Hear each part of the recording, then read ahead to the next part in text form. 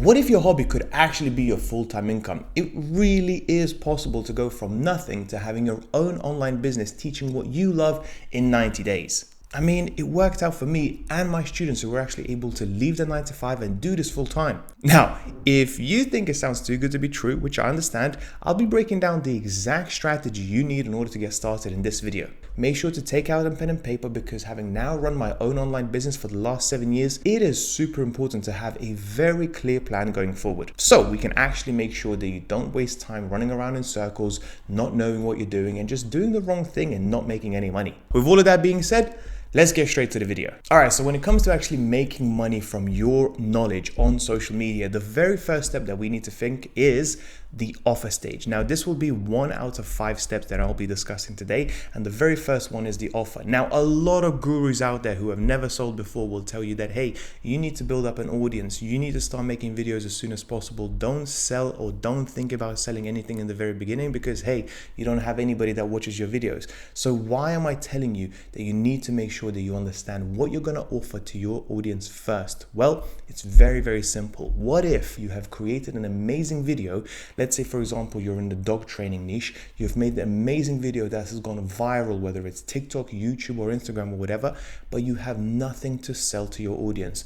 No offer, no coaching, no mentorship, nothing. All of those views, those potentially thousands, if not hundreds of thousands, if not even millions of views would potentially go down complete to waste. Before you do anything else, the very first thing you need to do is just sit down and think about, okay, what is going to be your target audience? Let's take, for example, the dog training niche as an example. Well, your target audience will be somebody who has a dog who just bought potentially their newborn puppy, and you have to think about what are their likes, what are their dislikes, what are their problems, issues, and potentially goals going forward. So you can start curate the ideal person that you will be speaking to and think about the issues and problems that they're having. And in my opinion, if I bought myself a new dog, well, first of all, I don't know how to feed them.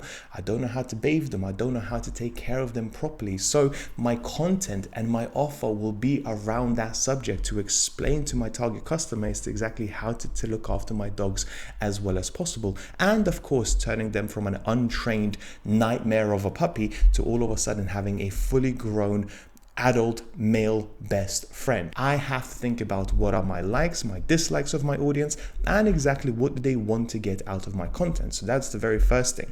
The second thing you have to think about is what service are you going to be providing to your clients? Okay, now for 99% of you watching this video right now who are just getting started, the very first service ideally would have to be something of a one-to-one mentorship coaching program or anything like that, where you're actually speaking to your potential customer on a one-to-one basis for a variety of reasons. Number one, it is by far the easiest one to set up. Unlike a course or a group coaching where you have to set up various emails and videos and the softwares and packaging and a whole bunch of stuff, with a one-to-one mentorship, all you really need is just a Calendly link to put into your bio, to put into your video description so people can jump on a call with you. That's number one. Number two, because it's easy to set up. Secondly, it is also the most intimate way of helping somebody else. You are speaking on them on a one-to-one basis, and therefore, given your time is valuable, it will also be your highest ticket offer as well. So you can actually, as you grow and you get more and more demand, you can actually ask for more and more money, whether it's on an hourly call or a monthly mentorship or whatever, because it is bespoke one-to-one advice. Okay, so that's the second thing. But the third thing, and probably the most important thing, is it gives you an opportunity to speak to your target audience on a one-to-one basis and get you to understand them so much better. You may think you are in this niche and you know exactly what your audience wants, but the reality is this: each and every single one of your customers will be different. Each and every single one of your customers will have different problems, issues, likes, dislikes, and so on. And by having a conversation with them on a one-to-one basis will get you to understand them on a much better level, and therefore help you curate your content much better later down the line. That's why it's important. But you also have to think about, what does it look like to your client as well? In other words, what is the sequence of events? What do they go from to what is the ideal outcome for your client as well? If they go from having a dog that is just an absolute nightmare, messes around the house, rips up the carpets, rips up the sofa, or whatever, to what is the ideal outcome and what is the ideal goal? What you're going to take them from to what? Okay, so that what is that journey is going to look like, what steps they're going to take, take, etc. Okay, so you have to be crystal clear before even doing anything else at all. Then what softwares are you going to use for calls or potentially courses or coaching? Now, if it's just calls, like I said, something like Google Meets or Zoom connected with a Calendly link, super easy, super simple. If you decide not to listen to my advice and go into the course side, then you may have to think into maybe I should go with Kajabi or like Teachable, which is like a cheaper option for you to do a course. Or if it's coaching as well, are there going to be any group coaching type of softwares that you're going to use for your group training offer? But like I said earlier, keep it simple in the very beginning just to get the ball rolling, just to get the ball started, and do one-to-one coaching ideally instead. You also have to discuss what is going to be the exact messages. So what is the expected timeline? So if you're going to be, again, I'm just going to use the dog training niche just to kind of give you an idea. And what is the timeline? What is the expected timeline? Is it going to take a year to train your whole puppy from start to finish? Is it going to take a couple of weeks? Is it going to take a month? And so on. So you have to understand what is going to be the headline message. So for example, train your puppy for untrained nightmare to your best friend in 90 days or in 2 weeks or in 4 weeks. So people have a very clear understanding as to if they're going to work with you, what are they going to get out of it? Okay, so if you, for example, go into an elevator pitch and somebody asks, hey, what do you do? What is your content about? You can say it very, very clearly and easily in a one sentence so people understand exactly what they should go for if they ever wanted to work with you. And last but not least is that will you provide any money back guarantees? If you will not, maybe I would suggest thinking about how you can get better at providing that service first, because providing money back guarantees will increase your conversion rates so much more. Because think about it, if people are going to spend a lot of time with you and your offer, you have to think, well, they are having so many questions about you. They don't know if you're a scammer. They don't know about the risks involved. They may not sure if the program is right for them and so on. But if you are providing a money back guarantee, all of that uncertainty is going to go away. So I always tell my clients that, hey, would you rather have no clients at all, or would you rather have 10 clients and maybe like 3 refund requests or 4 refund requests, okay, because of that money back guarantee? Because we innately don't want to give money back guarantees, but it actually helps our business in the long term. Once we have the idea of the offer, we then have to move to our second step, okay? And the second step is something called a lead magnet. Now, what a lead magnet is really, really simple, and that is providing something of value for free for your audience, okay? So for example, for me, if you click on the link in the description, you'll get 30 days of tips on how to start your own online business. So in 30 days, you'll get an email sequence every single day, an email from me about a valuable tip on how you should start your own online business. But in your market, in your target audience, what can you do for them in order to get that sort of lead magnet or some sort of value for your customers as well? The whole point of the lead magnet is to get their email, to get their personal information. So when you do have an offer, when you have a promotional offer or something to release later down the line, you have a direct way of communicating with them, okay? So the whole goal of this lead magnet is to get their email.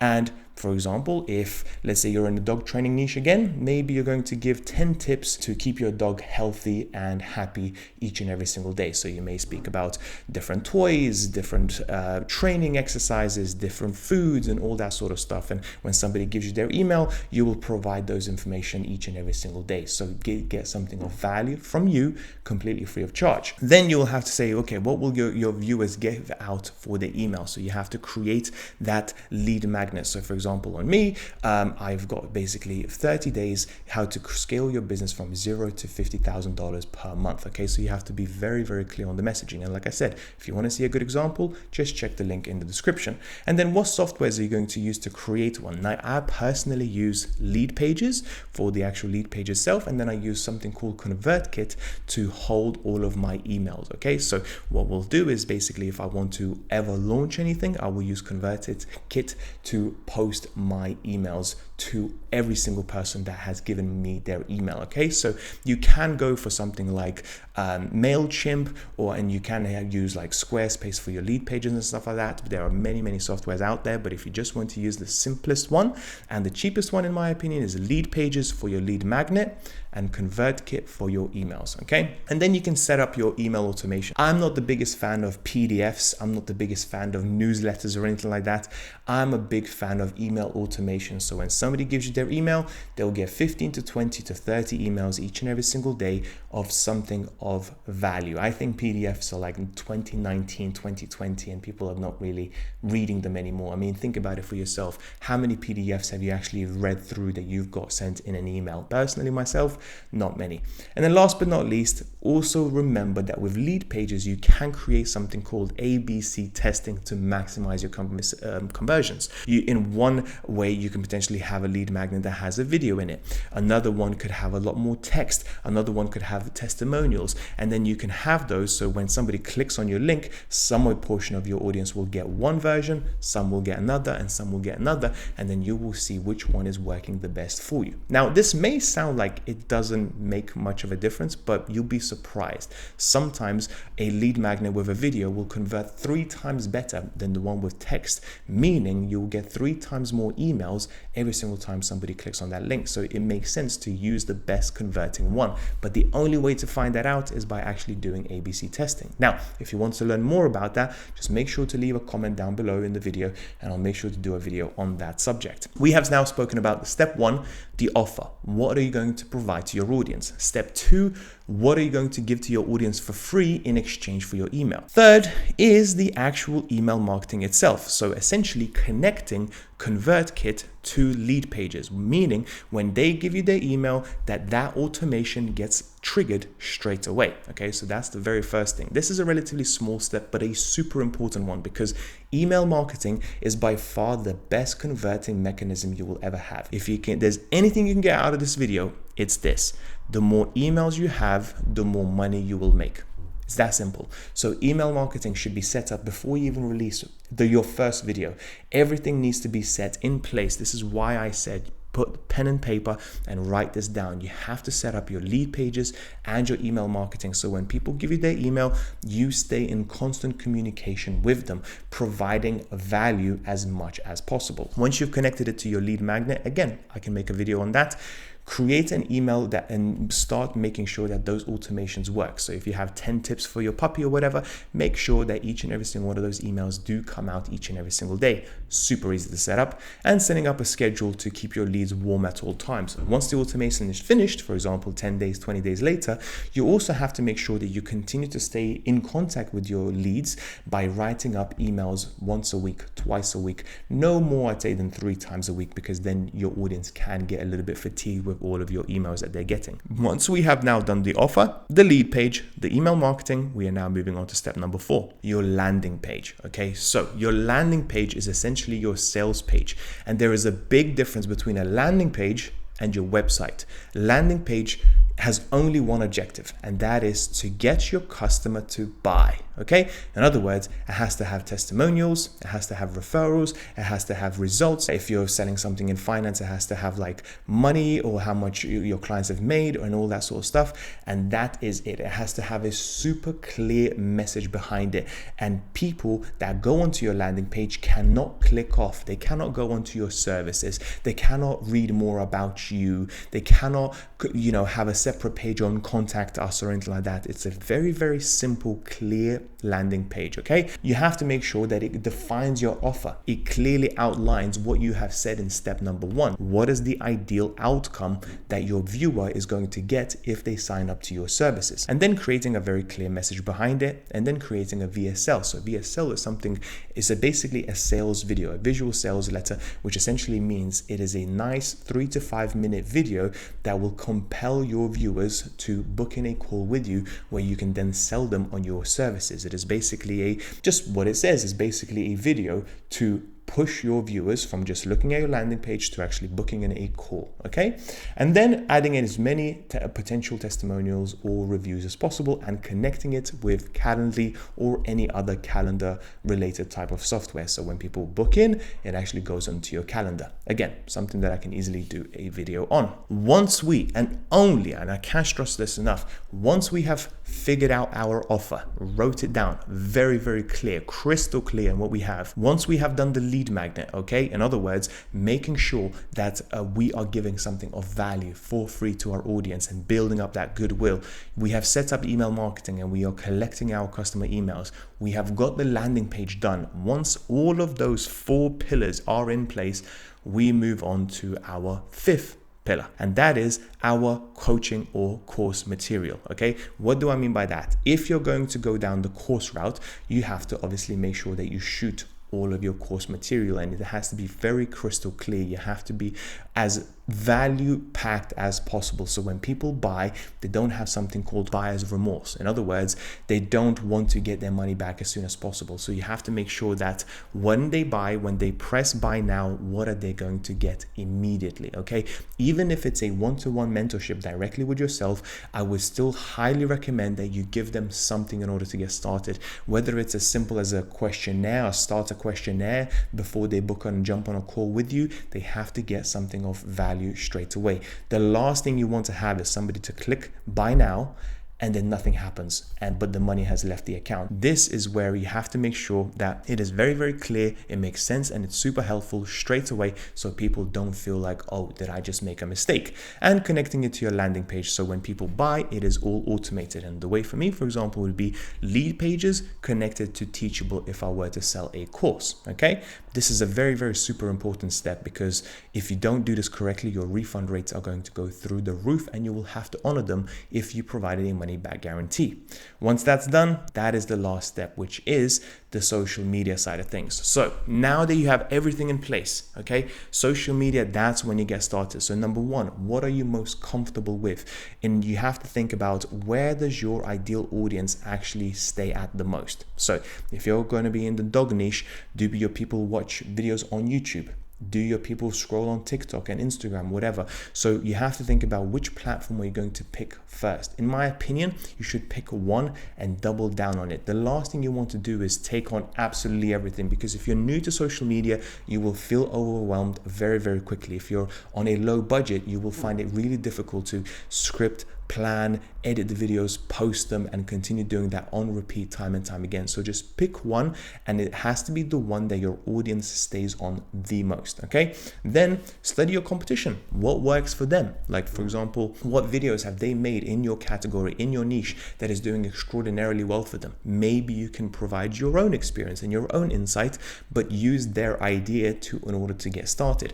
As you continue to build, for example, more and more videos on YouTube, you'll realize what people are interested in based on views and watch time and stuff, and you will get to curate and make more and more content that will make you stand out from the rest of the competition. Basically, the audience will be able to tell you what they like and what they don't like in terms of views.